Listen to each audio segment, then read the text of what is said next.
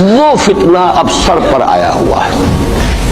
یہ چند سالوں کی بات ہے، اور اکثر و بیشتر کچھ اور حوالوں سے بھی، وہ نوسٹروڈیمس کے حوالے سے ہو یا کسی اور کے حوالے سے ہو، پیشین گوئیاں وغیرہ، دنیا میں اس وقت پوری اس فضا کے اندر جو مذہبی فضا ہے یورپ کی، وہ بھی بہت پریگننٹ ہے اس حوالے سے کہ یہ پیشین گوئیاں اور اس طرح کی خبریں اور اس طرح کی آمد.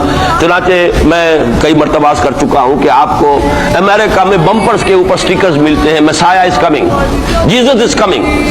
یہ عیسائیوں کا ہے، وہ بھی منتظر ہیں حضرت مسیح کی آمد کے، ہم بھی منتظر ہیں حضرت مسیح کی آمد کے. بہی مانا کہ حضرت مسیح نازل ہوں گے، حضور نے خبر دی، اور آ کر مسلمان کے پیچھے نماز پڑھیں گے. وہ ایک امتی کی حیثیت سے آئیں گے، اب نبی کی حیثیت سے نہیں آئیں گے، بلکہ اپنی امت جو ہے یہود، جنہوں نے کہ ان کو انکار کر دیا تھا قبول کرنے سے، ان کو سزا دینے آئیں گے. انہی کی ہلاکت اور بربادی کے لیے آئیں گے، جیسے کہ حضرت نوح کی نگاہوں کے سامنے ان کی قوم ہی نہیں، ان کا بیٹا بھی غرق کیا گیا نگاہوں کے سامنے.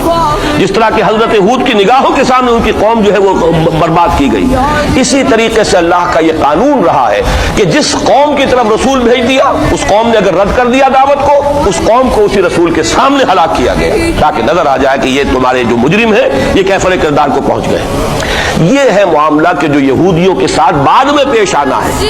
اس کے بعد تو پھر وہ اسلام کے غلبے کا دور آ جائے گا، لیکن اس سے پہلے مسلمانوں پر شدید ترین عذاب کا دور آ رہا ہے. اور یہ خبریں جو ہیں یہ بھی احادیث میں. اسی لیے میں نے کہا تھا کہ موجودہ حالات اور امیڈیٹ فیوچر بہت ڈارک ہے، بہت گلومی ہے مسلمانوں کے لیے. البتہ مسلمانوں میں اور مسلمانوں میں ایک فرق ہے، یہ اس کو نوٹ کیے. میں ساری باتیں جو کہہ رہا ہوں محکمات قرآنی کی بنیاد پر کہہ رہا ہوں.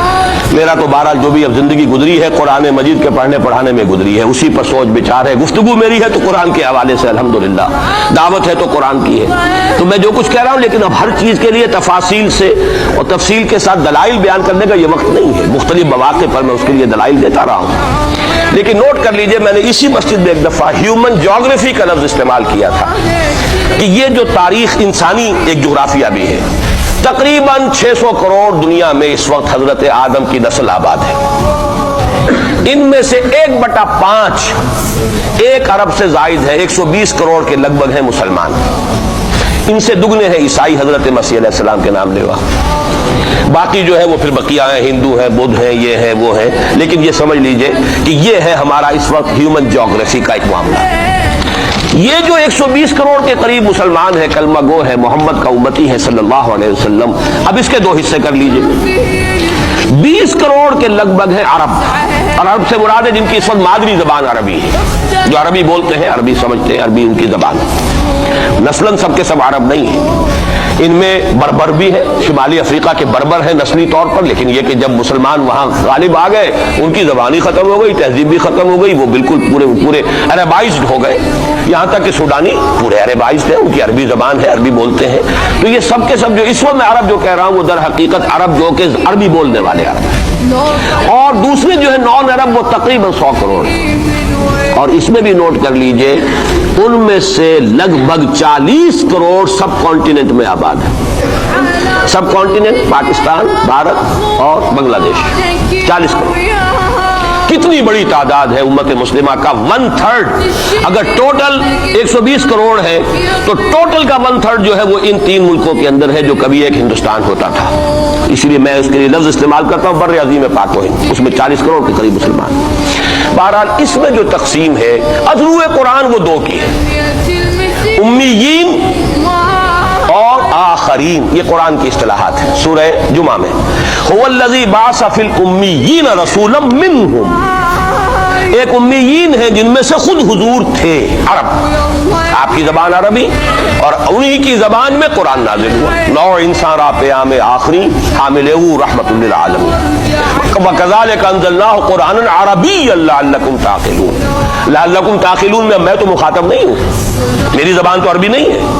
لَعَلَّكُمْ تَعْقِلُونَ میں کون مخاطب ہے؟ وہ جن کی زبان عربی ہے. ان لوگوں کو اللہ نے رتبہ زیادہ دیا، فضیلت دی. اس سے بڑی فضیلت کیا ہوگی؟ حضور انہی میں سے ہیں صلی اللہ علیہ وسلم. منہم هو الذی بعث فی الامیین رسولا منہم، انہی میں سے. پھر یہ کہ ان کی زبان میں اللہ نے اپنا کلام نازل کیا. فضیلت بھی بڑی ہوئی، لیکن فضیلت جہاں بڑی ہوتی ہے ذمہ داری بھی زیادہ بڑی ہوتی ہے. اور زیادہ بڑی ذمہ داری والا آدمی کوتاہی کرتا تو سزا بھی زیادہ بڑی ہوتی. تینوں چیزیں جو ہے لازم و ملزوم ہیں. جن کے درجے ہیں سوا، ان کی سوا مشکل ہے. درجہ سوا ہے، بلند ہے، ذمہ داری بھی زیادہ ہے، کوتاہی ہوگی تو سزا کی بھی زیادہ مستحق ہوگی. اس کا مصداق ہے عالم عرب، خاص طور پر وہ جو اصل عرب ہے پرانے، لیکن طبعاً چاہے وہ غیر عرب تھے لیکن عربی زبان اب ان کی مادری زبان ہو چکی ہے، وہ بھی اس میں شامل ہو گئی. ان پر اصل سزا کا دور ان پر آنا ہے. اور ایک عجیب بات ہے، انہی پر اصلاً ایک سزا کا دور پہلے بھی آیا تھا. یہ سیکنڈ ٹائم ہے. جیسے کہ بنی اسرائیل کے بارے میں آیا ہے، وَقَضَيْنَا إِلَىٰ بَنِي إِسْرَائِيلَ فِي الْكِتَابِ لَتُفْسِدُنَّ فِي الْأَرْضِ مَرَّتَيْنِ وَلَتَعْلُنَّ عُلُوًّا كَبِيرًا. بنی اسرائیل کے لیے بھی ہم نے طے کر دیا تھا کہ 2 مرتبہ تم سرکشی کرو گے اور ہمارے عذاب کے کوڑے تمہاری پیٹھ پر برسیں گے. یہی معاملہ بنی اسماعیل کا ہے. پہلا دور ان پر آیا تھا کب؟ آج سے 750 برس قبل. کروڑوں قتل کروائے تاتاریوں کے ہاتھوں. ان کی حکومت ختم. آخری خلیفہ بنی عباس اس کو نکال کر محل سے اور جانور کی ایک کھال کے اندر لپیٹ کر اور تاتاریوں نے اپنے گھوڑوں کے سوموں تلے کچل دیا. ختم. اور پھر انہی تاتاریوں کو اسلام کی توفیق دے دی، اسلام کا جھنڈا ان کے ہاتھ میں تھما دیا ہے. آیا فتنہ تاتار کے افسانے سے پاسماں مل گئے کعبے کو صنم خانے سے. اس کے بعد کچھ عرصے رہا معاملہ ہسپانیہ میں عربوں کا. آج سے 500 برس قبل وہ بھی ختم ہو گیا. تو عربوں پر ایک دور تو وہ آ چکا، لیکن وہ دور ایکسٹرمینیشن کا نہیں تھا، وہ دور کاہے کا تھا؟ معزول کر دیے گئے. امت کی جو قیادت تھی وہ غیر عرب کو منتقل ہو گئی. ترک کون تھے؟ غیر عرب. ترکوں ہی کے اندر سے یہ 4 جو ہے یہ سٹاکس نکلے ہیں. ایک سٹاک ایک ہے، 4 اس میں سے آپ کہہ لیجئے یہ مختلف اس کی شاخیں ہیں. ترکان تیموری ہندوستان میں آ گئے، ترکان صفوی ایران میں آ گئے، ترکان سلجوقی مڈل ایسٹ میں رہے بہت عرصے تک، اور پھر ترکان عثمانی کا تو کہنا ہی کیا ہے. وہ تو گویا کہ جو وہ رومن امپائر تھی اس کا جانشین جو بنا ہے وہ در حقیقت اس کے بعد وہ تو آل عثمان کی حکومت ہے. ترکان عثمانی، یہ عثمان حضرت عثمان نہیں ہے رضی اللہ تعالیٰ عنہ، یہ ایک تاتاری سردار ہے عثمان جن کی اولاد ہے جس کو آپ آٹومان ٹرکس کہتے ہیں. اور یہ پھر سلطنت جو ہے آٹومان گریٹ آٹومان کنگڈم جو کہ اب ختم ہوئی ہے اس صدی میں. پہلی یہ جو صدی ہے اس کی ابتدا میں پہلی جنگ عظیم کے بعد اس کا خاتمہ ہوا ہے. اس کا بس صرف ایک سمجھیے کہ نشان ترکی کی شکل میں رہ گیا ہے، باقی وہ گریٹ امپائر جو ختم ہو. اسی کے ریمیننٹس بوسنیا میں بیٹھے ہوئے جن کے اوپر اس وقت ظلم ہو رہا ہے. انہی کے جیورجیا میں بیٹھے ہوئے. جیورجینز تو ہے بھی اصل میں ٹرک، نسلن ٹرک ہیں. بوسنینز جو ہے ٹرکس نہیں ہیں، لیکن یہ اسی زمانے میں اسلام لائے تھے جبکہ یہاں پر آل عثمان کی حکومت قائم ہوئی تھی اور پورا مشرقی یورپ جو ہے وہ ترکان عثمانی کے زیر نگین تھا. بہرحال یہ ایک سزا کا دور جو ہے وہ تو آ چکا. دوسری سزا اور سختر سزا کا دور اب آ رہا ہے. اس کا آغاز گلف وار سے ہو چکا ہے. جیسا کہ میں نے عرض کیا ٹائم ٹیبل کوئی نہیں دیا جا سکتا، خبریں موجود ہیں اس کے بعد یہ ہونا ہے یہ ہونا ہے یہ ہونا ہے. اور 8 اقساط میں ہم ندائے خلافت میں وہ مضمون شائع کر چکے ہیں جس میں احادیث میں زیادہ تر سنن ابی داؤد کی روایات ہیں.